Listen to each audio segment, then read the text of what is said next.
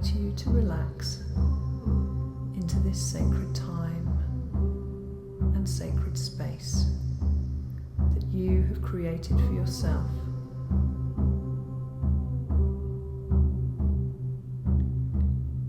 I invite you to fully immerse yourself in this radical act of self-love, to step into your power, to become your own healer, your own shaman.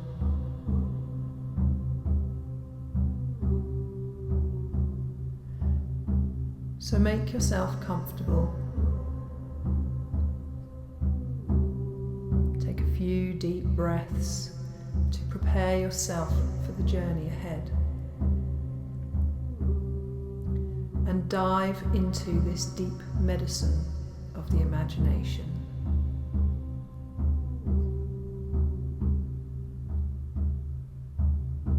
Closing your eyes and bringing your awareness into the here and now, into this time and into this place.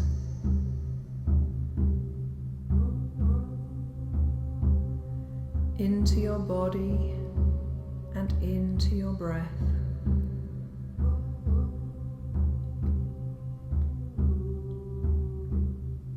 Because this is time for you. It's time to be, time to rest, relax, release, and recharge.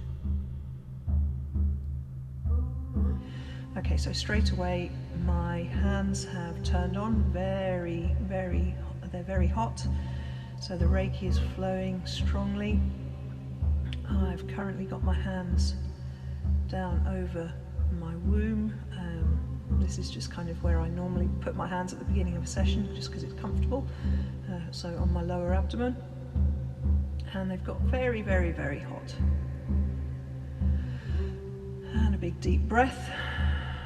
Okay, allies, what do you have to show me or tell me today?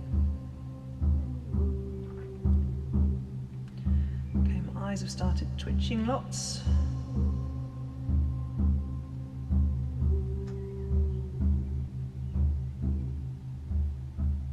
More twitching. Loads of twitching. Big deep breath. Okay, so I can see Isis, I can see her eye. Really twitchy eyes at the beginning of a session is often a sign that Isis is close. Goddess Isis is my ally who works specifically governing all different types of healing that relate to male or patriarchal violence. So she comes to heal the effects of male or patriarchal violence. Hello Isis, welcome. What have you come to help us with today? Okay, she's saying healing stress. Healing stress. Okay, and how are you going to do that for us? Big deep breath. I'm going to cry. So this is a regular method that Isis uses to heal. She sheds her big goddess tears in order to wash away unhelpful energy. And in this situation, the energy is stress. So we are doing de-stressing here today to begin with. And because Isis is the one who has come to do this work for us, this is stress that in some way is rooted back to or sourced in male or patriarchal violence.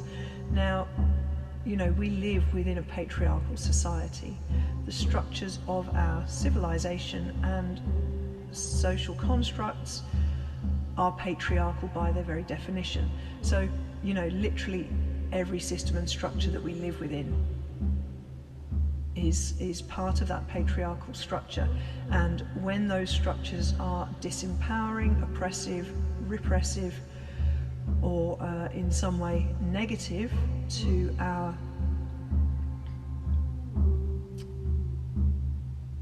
overall health and well-being, then I would class that as patriarchal violence. You know, many of the systems that operate in our society are designed to disempower us, and if they're not designed to directly disempower us, they, oh yeah, big deep breath here, okay, they simply class us as a number or a cog in the big machine, and they don't, the systems are set up to be efficient and to deal with a huge amount of people in one go. They're not designed to deal with our individual needs or requirements, and so often we get dehumanized in the process, and that's not because it's specifically set up or intended to dehumanize us, but it simply does due to the chickens in, pies out kind of conveyor belt system that large social organizations, societies, civilizations operate under. So these kind of, yeah, big systems are not very good at treating us as individuals and assessing or addressing our individual needs. So I'm kind of very much being guided towards this idea that the stress that we are clearing today is the stress brought about by the damage done by our patriarchal structures, systems, modes, protocols, and agents. And I think it would be fair to say that we are living in what are potentially quite stressful times. And there are, you know, various sources and influences of stress within our lives. Everything from demands of our work or studies, to financial stresses, to social stresses, to wider global stresses, health stresses, and generally stress comes from deep-seated fears or anxieties. And fear and anxiety can be created through a previous experience of something which initially caused that fear, which would be some kind of trauma situation, or they can be caused by the fears and anxieties of the unknown. So what could be? And ultimately, if we take it right down to its lowest common denominator, this is the fear of death. Big deep breath. Okay, so I'm being told also there is the ego fear. The ego fear. Fear of death is held in our base chakra.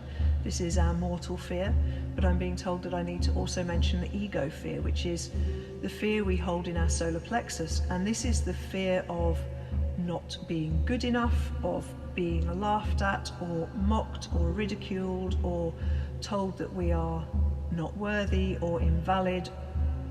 Yeah, it's the ego fear. It's fear of our efforts not being appreciated or valued, or what we do in the world being rejected. I guess it's the rejection of the ego, isn't it? So here we have two fears. We have the fear of death, the mortal fears, and the fear of rejection of our ego self, of our identity. Big deep breath.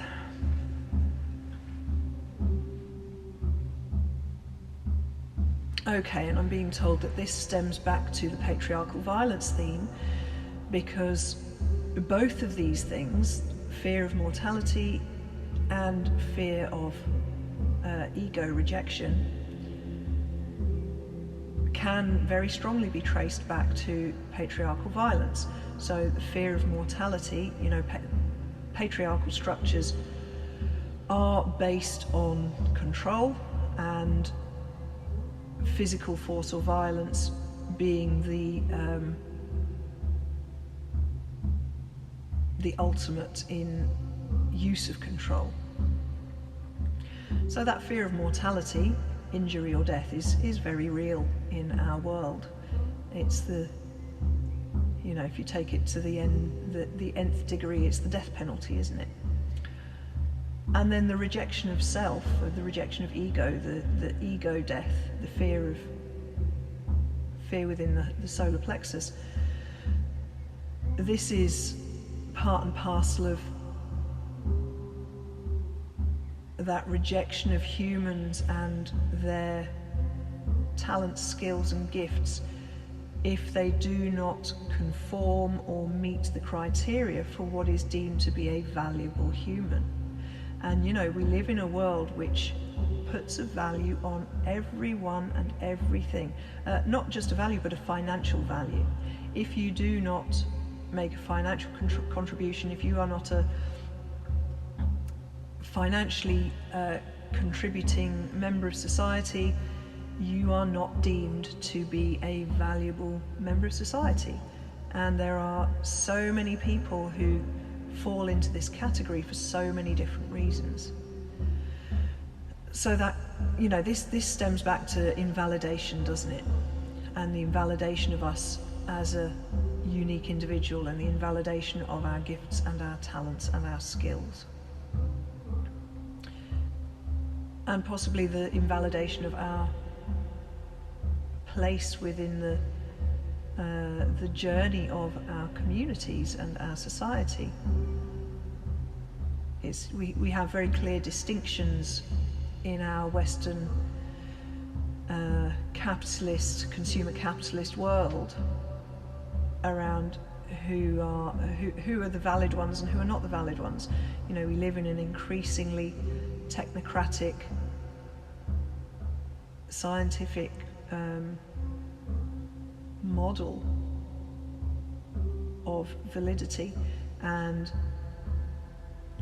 if you don't fit within that, or if you don't meet the criteria set for whether you are valid or not. I mean, for example, there are many amazing female doctors and scientists, but they rarely get a mention. They often don't qualify for this validity, even when they're meeting the criteria of science and medicine. So, you know, being female is an invalidating definition by its very nature within society. And we could go on and on and on through, you know, race and class and all of these other ways that people are told ability, you know, able-bodiedness. There are many ways that people are told that they are invalid. The elderly, the youth.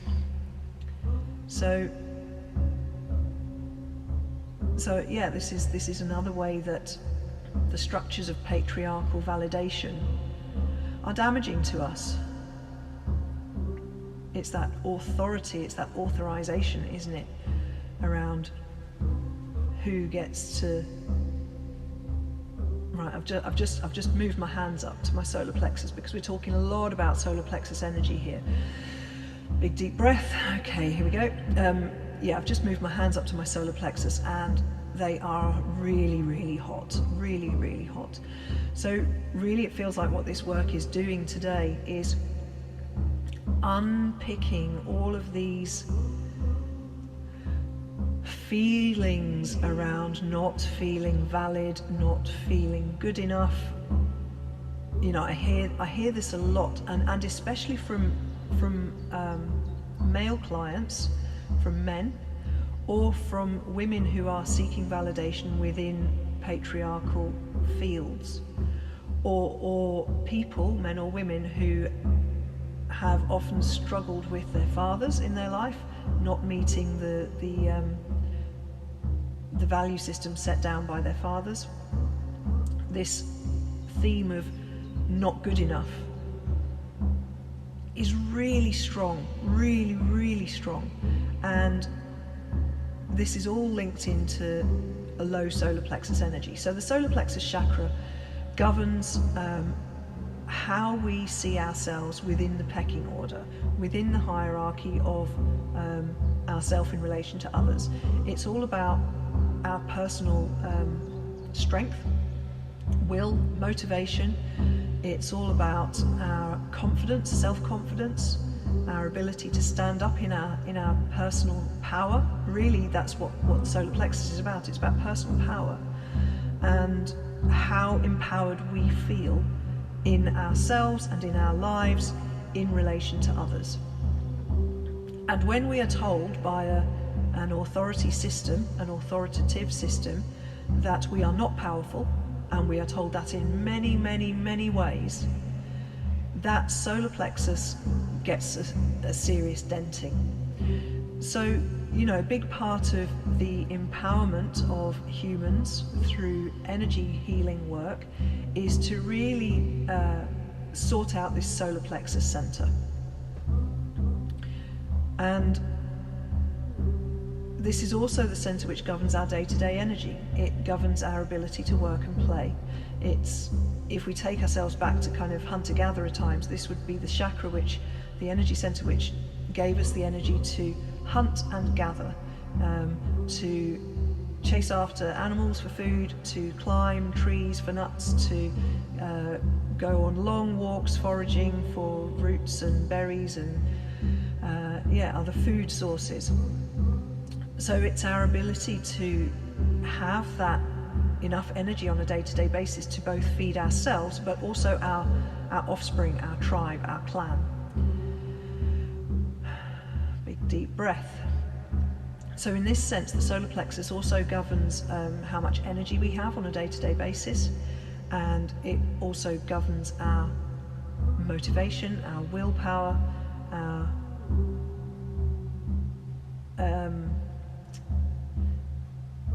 our sense of who we are, really, in the respect of how strong we feel within ourselves.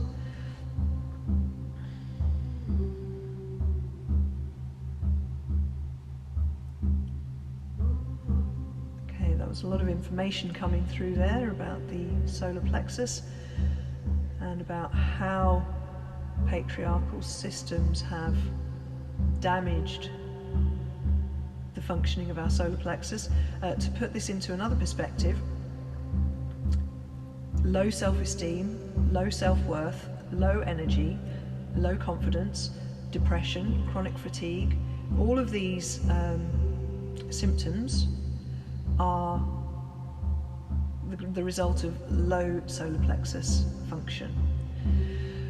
The inverse of that, overactive solar plexus function, is aggression, hostility. If we understand the solar plexus to also be about territorialization, so in order to gather food, in order to feed yourself and your clan, you need to have a territory, you need to have an area through which you gather that food. And if we look at a sort of animalistic metaphor with this, then that territorialization is not exclusively, but more often than not, male territory. It's the male domain of protecting and providing, of defending a space in order to be able to reap the harvest of that area. And so overactive solar plexus energy governs, really it shows up as over territorialization and greed as well. You know, if we think about the solar plexus, it governs the stomach area, it governs being fed. It's about overactive solar plexus energy is about accumulation of food sources, which translates in the modern day to money, doesn't it? You know, ultimately, what do we use money for? We use money to feed us and keep us safe, to keep us a roof over our heads and food in our stomachs. And so this overactive solar plexus energy shows up as greed, as accumulation of resources, and then the use of force to maintain or protect that. And if we take that to the nth degree, you know, that shows up as patriarchal war. It's the model which our Western civilization is based through imperialism, colonization, and the use of force to acquire raw materials, land, labor, etc., etc., etc. Big deep breath. Okay, so we can see here that, you know, the solar plexus, in so many ways, it is the battleground actually of patriarchy. In terms of our energy field, it is a major battleground of patriarchy and patriarchal violence, and that use of excessive force in order to control territory, in order to control food, in order to control people, is what leads to people being either disempowered or over-empowered.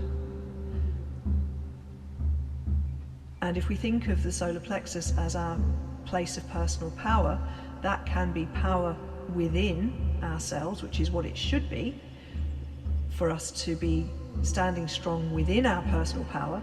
But unfortunately, so often that spills over into power over others and the excessive use of power to control others. So we can see that this the manipulation of this energy center has everything to do with how confident we feel in ourselves to move towards our goals, our dreams, and to feel strong in our sense of self and our passion and our creativity to be able to actually action that and make it real.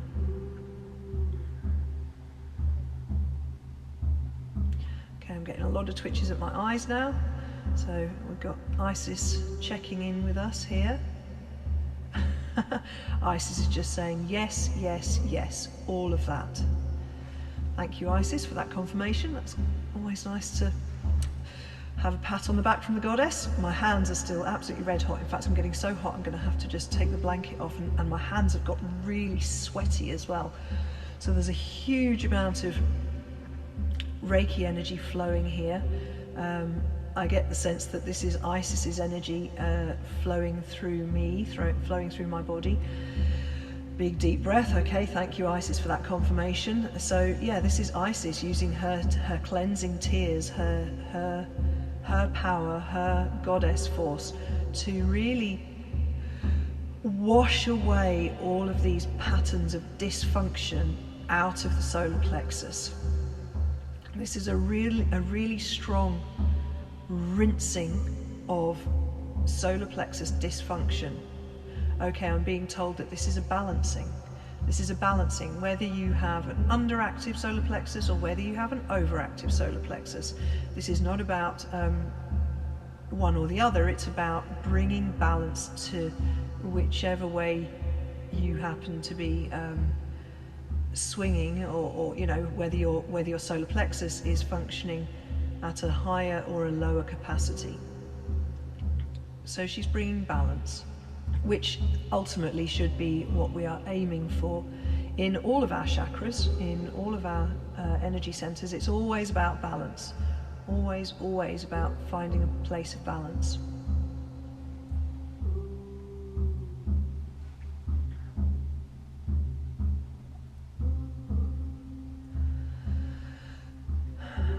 Big deep breath. Okay, is there anything else that you want to share with me, show me, tell me, Isis?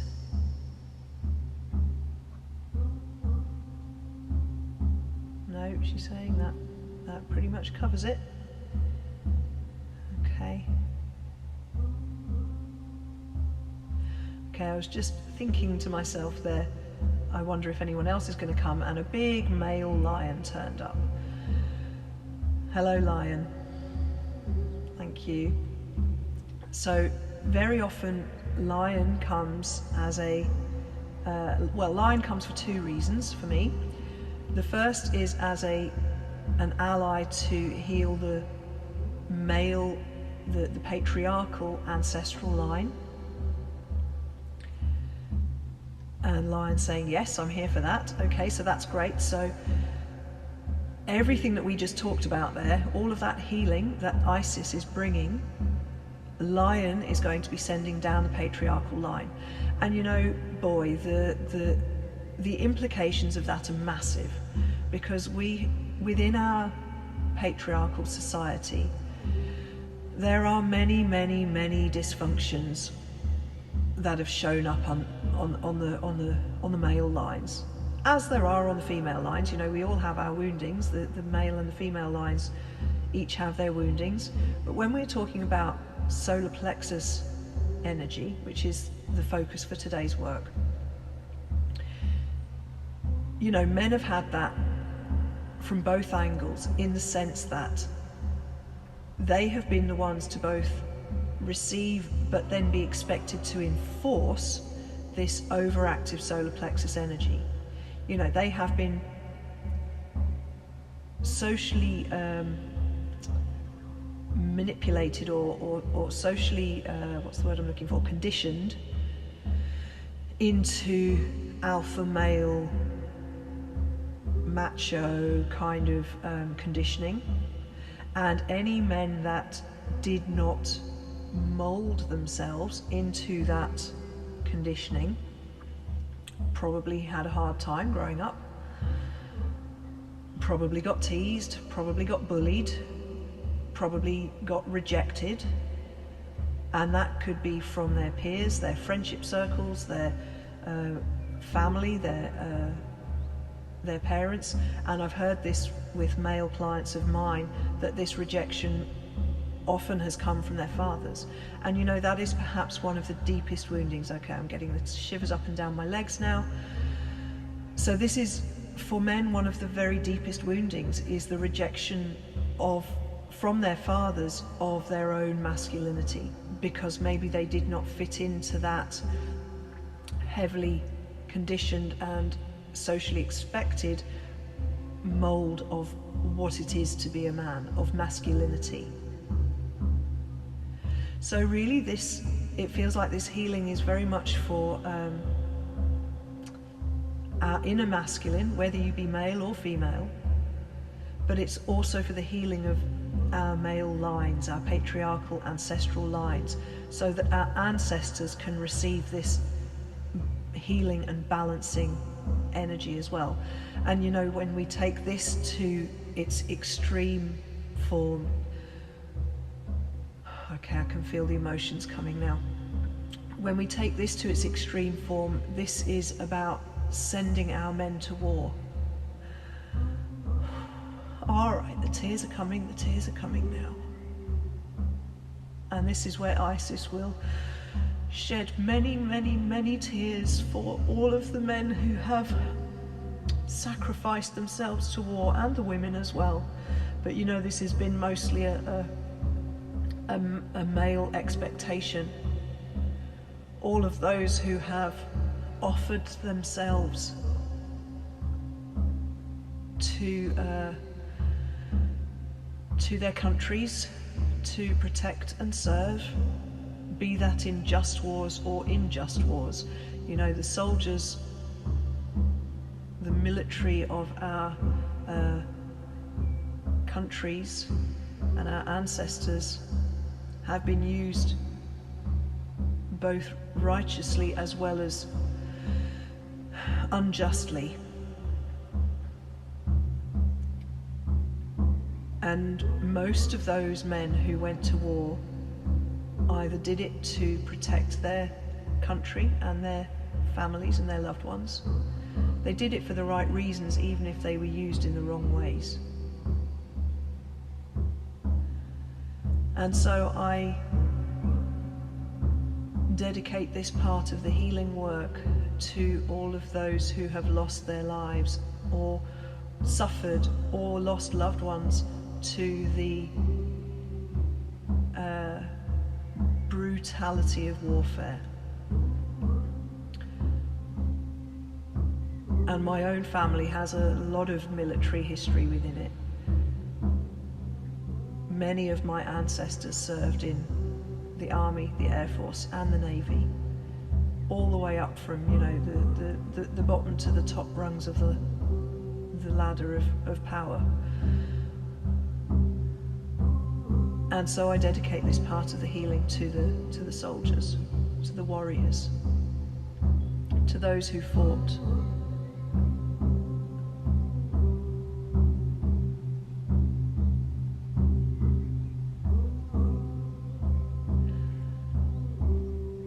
And I'm being told that this extends to the current times as well, because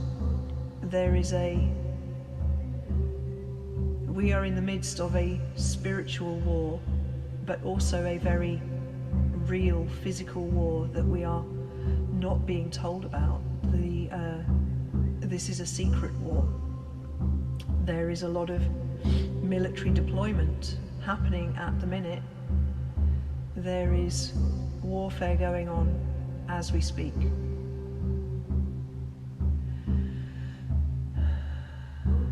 Big deep breath. And so really what this healing is also working on is,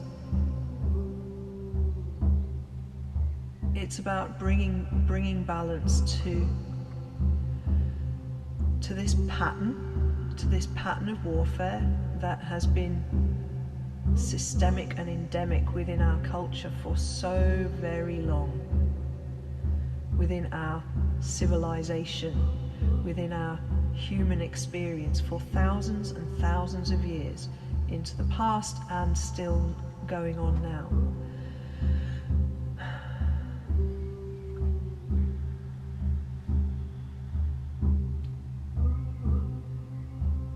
And I'm being told that part of this great awakening is to realize that warfare goes beyond the realms of the physical. It goes beyond the realms of men and women serving in uniform for country and for their people, but it goes to a spiritual level as well, and that there is a spiritual war ending, is what I'm being told. This spiritual war has been going on for a long time, but it is ending, and the light is winning, and the dark is, the forces of darkness are in their last throes of fighting this battle before we see a huge wave of peace and light coming onto our planet. And this peace and light is actually already here, but the ripples of the waves of darkness are still kind of unbalancing us somewhat. And we need to focus on opening ourselves to the light that is coming in, to the peace and to the harmony, and being told that nature is the best way that we can receive this, because Mother Earth is really upping her frequency, she's upping her game at the minute, and she is absolutely here holding us and loving us and trying her very best to communicate with us so that we can remember her beauty and her bounty and her love for us as well. So get out into nature. You know, if you are stressed, if you are scared, if you are worried, if you are anxious, go to nature. She will heal you. She will calm you. She will soothe you. She will balance you. She will love you. This is what we are being called to do now, is return to the Mother and allow ourselves to receive her love,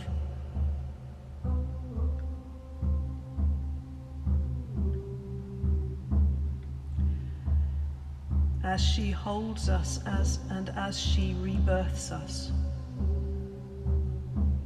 This is what I'm being told. We are being rebirthed as a humanity.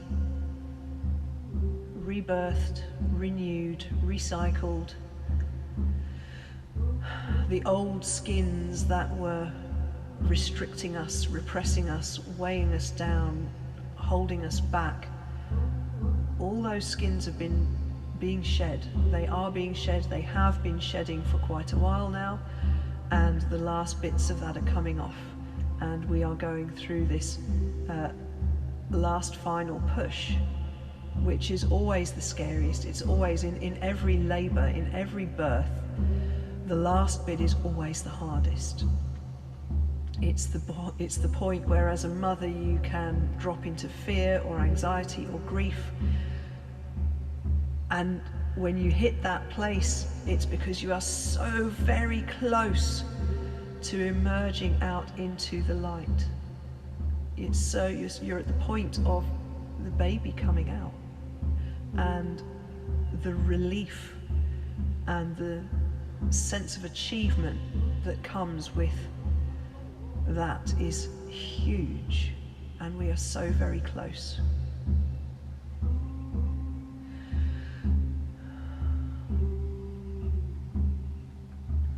So I'm feeling very strongly this holding of the divine feminine energies coming both from Mother Earth and from Goddess Isis. So the goddess as above and so below. She is holding us, she is birthing us, she is totally loving us. And she is doing everything she can to ease our transition into this great awakening of who we truly are, into this place of being able to see our true power, our greater abilities, of remembering our soul purposes, and having all the dark baggage stripped away that was preventing us from truly living to our greatest potential.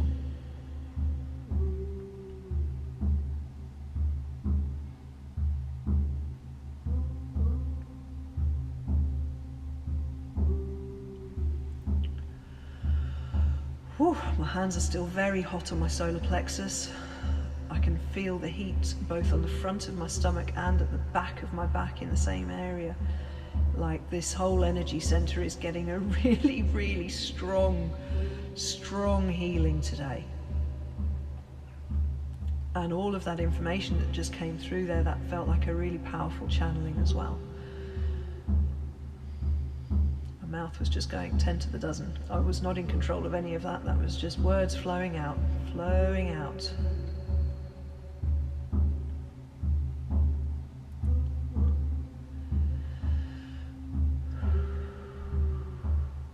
Gosh, I feel like that mother giving birth and just needing to take a little rest. As a mother who has given birth 3 times, I know this rest and be thankful phase very well. When you've been pushing hard for a bit, you need to, take a breather. And that's where I'm at now. Let's take a breather.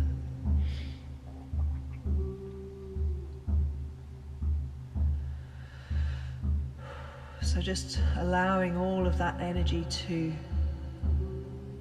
flow and settle. I'm getting some little twitches in my back now on the right hand side, up into my right shoulder.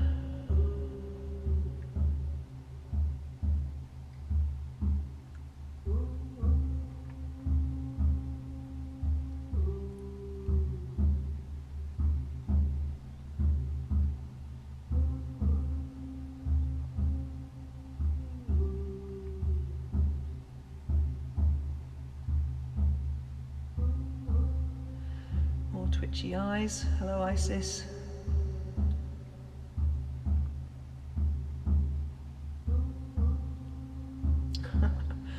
Getting an image of Isis kind of using her wings. Isis is a winged goddess.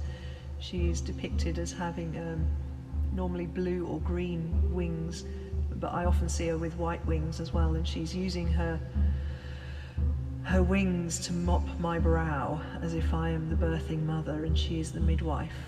So Isis is midwifing us through this birthing process. And she is mopping the sweat from my brow, just speaking to me gently in soothing words of encouragement and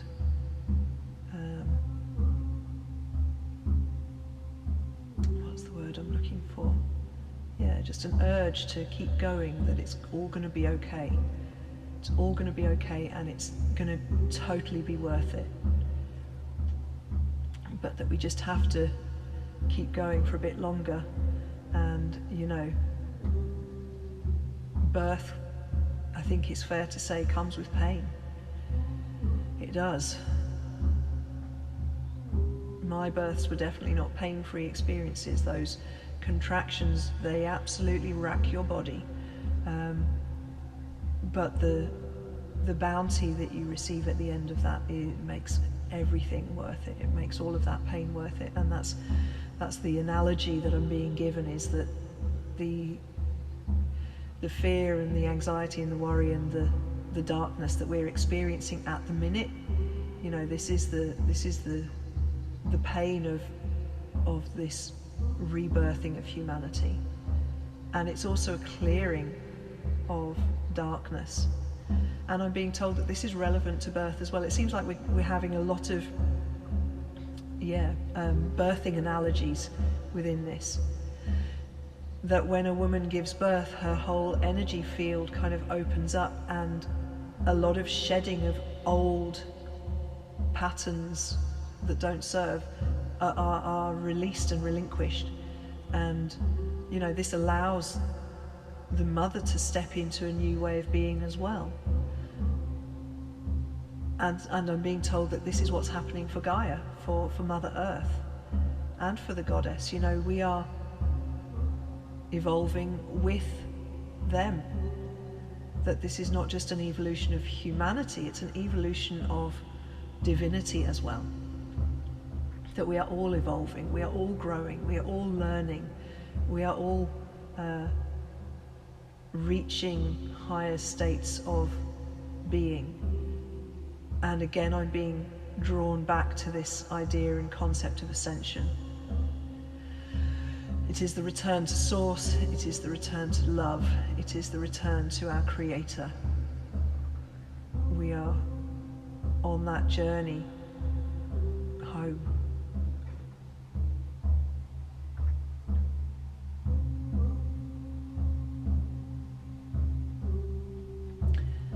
We are returning to our mother.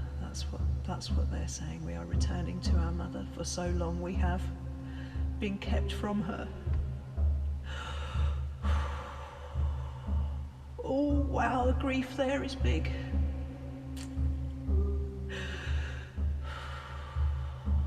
And my hand just automatically went up to my heart. Oh wow, I'm putting both hands on my heart now. The grief that we have for so long been separated from our mother is immense.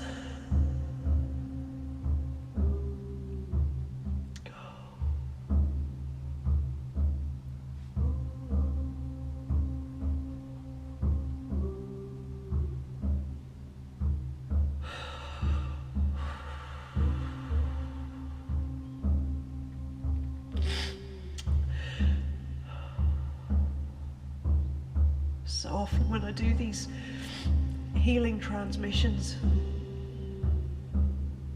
so often I connect to the pain bodies of my clients, as well as the collectively held pain of these situations, and the grief that I'm feeling here in my heart around the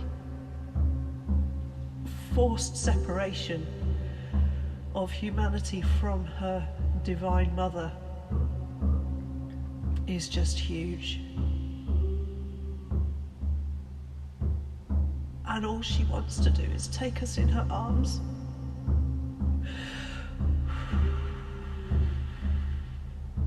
And hold us and love us.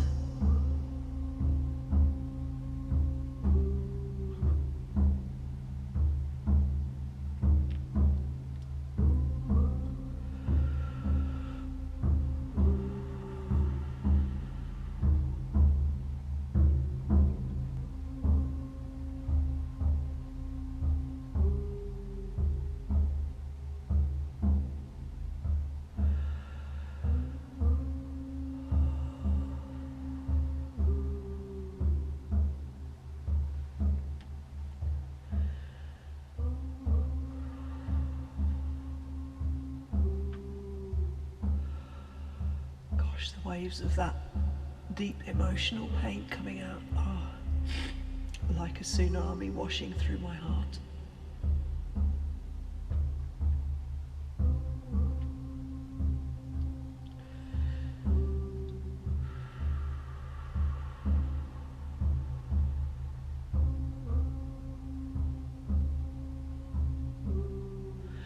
And so I urge you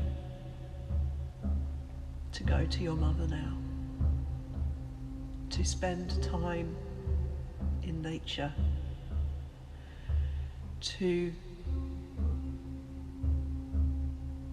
claim your sovereignty and to claim your right to go out for your daily exercise and merge with Gaia in all of her beauty and abundance,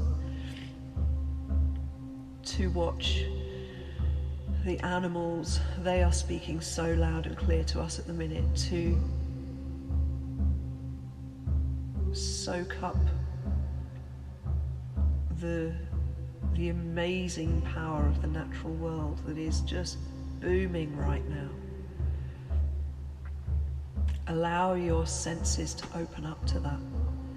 You know, we are going through this transition, and our ability to open and connect to and receive healing from nature is becoming stronger and stronger. So I urge you, do not keep yourself cooped up in your homes. Go out into nature and receive her abundance. This is so very powerful and necessary for us at this time, to be able to sink into this embrace. This embrace. Allow the Great Mother to hold you.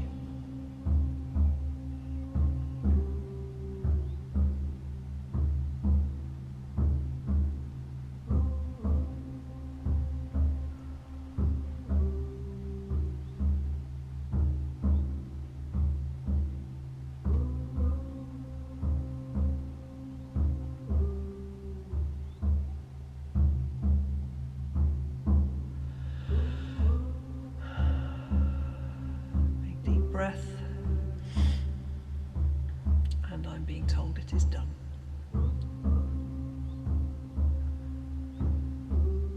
I give my just overwhelming amounts of gratitude, my love and my thanks to all of those who have come and helped us in this healing work today. Thank you for the healing. Thank you for the healing. Thank you for the healing.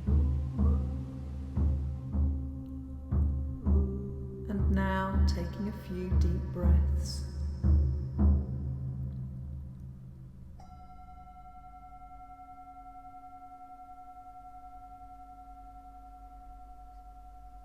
Coming back into this time and back into this place. Back into your body and back into your breath.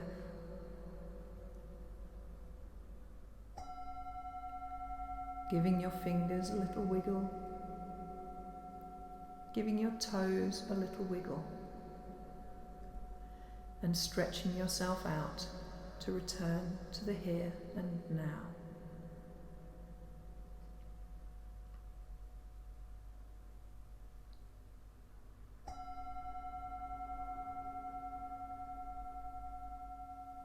And I look forward to taking another soul journey with you soon. Lots of love, Joanna Joy.